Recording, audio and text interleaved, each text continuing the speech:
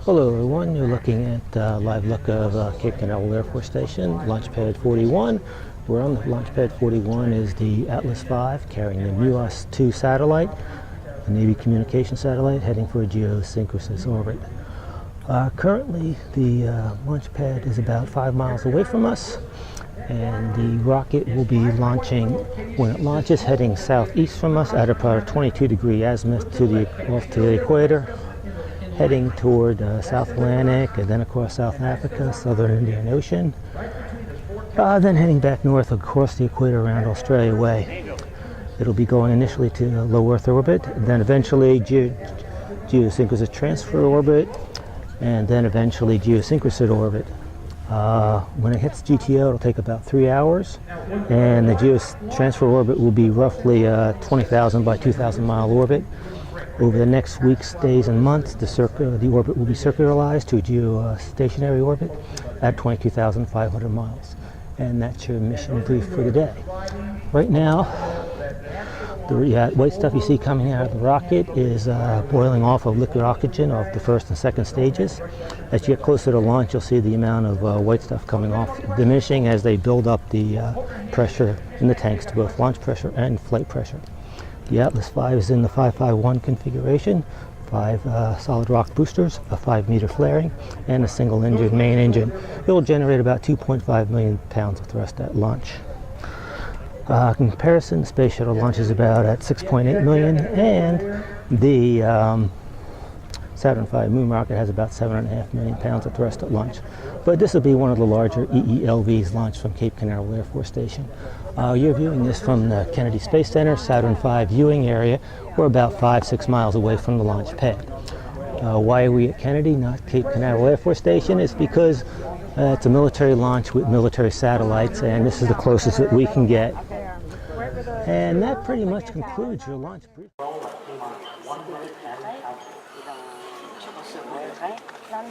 Souffle de l'explosion, ça peut te faire mourir. Parce que même si tu ne le sens pas, ça abîme en particulier tes poumons.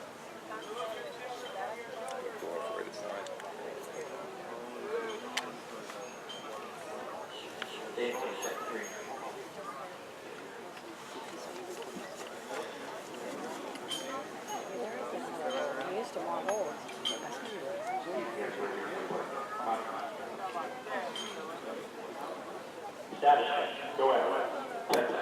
24 secondes.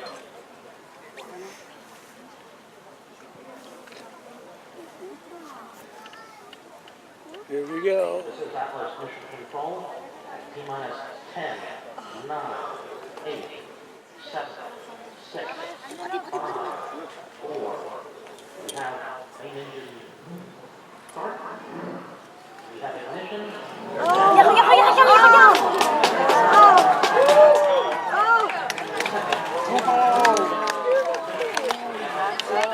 Regarde!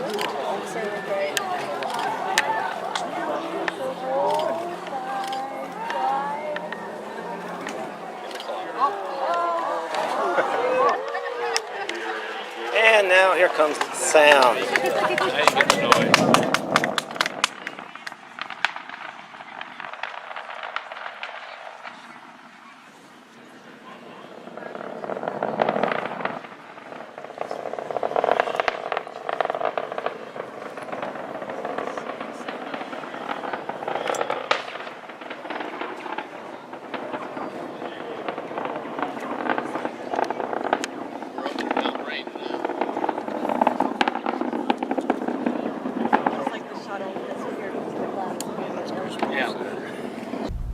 Hi everyone, you're looking at Launch Complex 41, or what's known as Space Launch Complex 41. It's the northernmost launch complex of the Cape Canaveral Air Force Station, which there are only 3 active launch pads. The 41, the 40, which is sometimes known as the Falcon 9 launch pad, and then there's the 37 pad, which is the Delta pad. We used the 41 today because we launched the Atlas V in the 551 configuration. That's why we used that pad right there.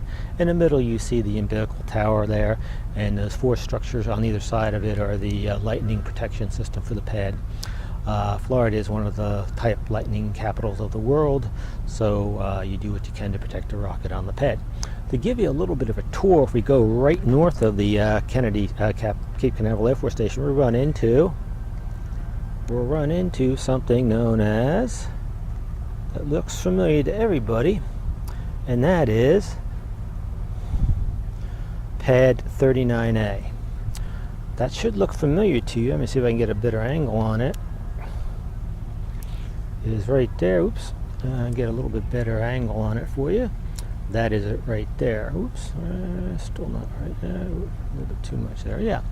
That should look a little bit familiar to you. That is 39A. That's the Kennedy Space Center has just one launch complex, Launch Complex 39. There's two pads, the A pad and the B pad. The A pad, which you're looking at, was done for space shuttle launches, and it's still configured in the space shuttle launch facility. It has the fixed tower, fixed structure, and a mobile structure, mobile tower, mobile structure as well. And that water tower is next to it. It holds 300,000 gallons of water. It's used to flood the flame trench at launch to reduce noise. The A pad is the more famous of the two pads there at Kennedy Space Center. This is where all your moon rockets went to, except one, Apollo 10, and most of your space shuttles went to. The A pad's the primary pad. The B pad was it's north of that. I'll show you that in a minute. Was actually a backup pad in case of an uh-oh at the 39A pad.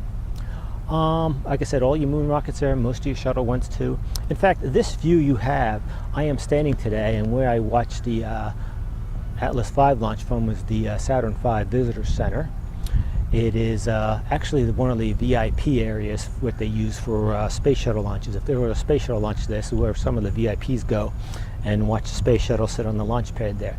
It probably wasn't one of the better launch pad places to visit because the space shuttle actually sat on the opposite side of this structure over there. So you never really got to see it until it launched and it cleared the tower. While I was sitting there, you got to see a little bit of the orange external tank, but it wasn't one of the better VIP areas. Although, as far as any VIP area is superior, no matter how lousy, compared to a non-VIP viewing area, which I have plenty of experience to. And I'm just going to continue to pan right in front of me here. And right in front of me here, you see another, in this case 3 lightning protection system. That's the 39B pad. That used to look like the A pad. It was set up for the shuttle, but it's now what they stripped it down. It's now called a clean pad. There's no tower structure. What they will do now, and I'll show you in a minute, they will actually bring in, they need the tower, will be attached to the mobile platform and brought out to the pad.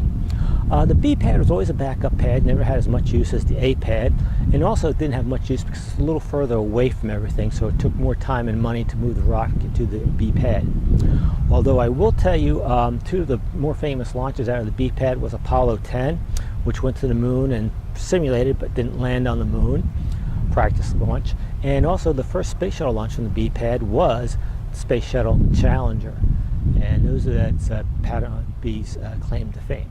If you pan north, it's just pretty much open space along the river, Banana River here. But in the early days, NASA was actually planning on building 3 more launch pads north of the B pad, and they were actually going to let them from A in the north to E in the south instead of where they have it now, A in the south and B in the middle there. They never went through with the plans. They decided they didn't need that many launch pads, but they were initially going to be Space Launch Complex 39 is going to have 5 launch pads. And I'm just going to continue to swing around a little bit and zoom back, show you where I am. Right behind me here is the Saturn V Visitors Complex. Inside there is a full Saturn V moon rocket. People don't know this, but the United States was planning on going to moon 3 more times after 17. They had Apollo 18, 19, and 20 planned. They had the rockets all built, but they just didn't have the money to put the fuel in it. So there was just the building right there. Ooh. Again, it's a full Apollo Saturn V rocket. It's a full Saturn V rocket. I don't think it's all of one. It might be parts of 18, 19, and 20 mixed together there. On the other side of this building, you can't see it's like a service road, some trees, a bigger road, some more trees. On the other side of this building would be the space shuttle. Oh, if you get over there, less than a mile away, about a mile away, would be the space shuttle landing facility. And that's where the space shuttle, or more correctly, the orbiter would land on and return to flight. All right, that's a little tour. Now I'm going to head directly south with you here. Go directly south. And you should see if I can get a little better view there of some things down there. That is the infamous VAB building, Vertical Assembly Building. That's where they built the moon rockets and the space shuttle. They really just used the 2 high bays on the left side. The ones you see on the right side didn't really get used too much. They had 4 bays in there to build rockets. They only used the 2 on the left. And if you look at, you see some buildings. See if I can get a little bit closer in on there. There you go. These buildings are known as the OPFs, Orbiting Processing Facility. The orbiter, the space shuttle, what people call a space shuttle, after it landed, was towed from the runway where it landed, right behind me here, to my right, down to those buildings. And you can see how that little cutout for the tail would go in there and get ready for the next flight. Then it was rolled over right next door to one of the low bays there at the vehicle assembly building there, and sent.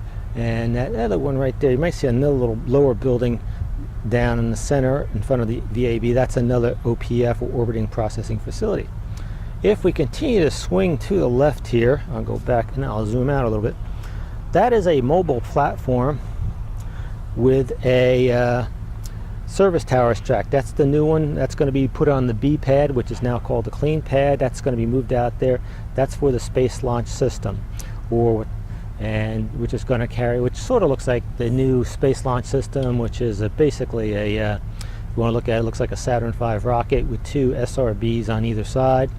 And the capsule is going to be called the Orion Space Capsule on top. And it just basically looks like a supersized Apollo capsule. It can hold 4 for deep space, 6 for low Earth orbit. And it's designed to get the U.S. to the moon, asteroids, and maybe even Mars, okay? That's where you're going. If you actually go beyond that down, way down, you run into downtown Kennedy Space Center, administration buildings, operations checkouts, some satellite and International Space Station processing facilities, which is now testing the Orion space capsule, and so on and so forth. And that concludes your little tour of the Kennedy Space Center today. I hope you enjoyed it, and hopefully I'll put this together and make it have some sense. Thank you.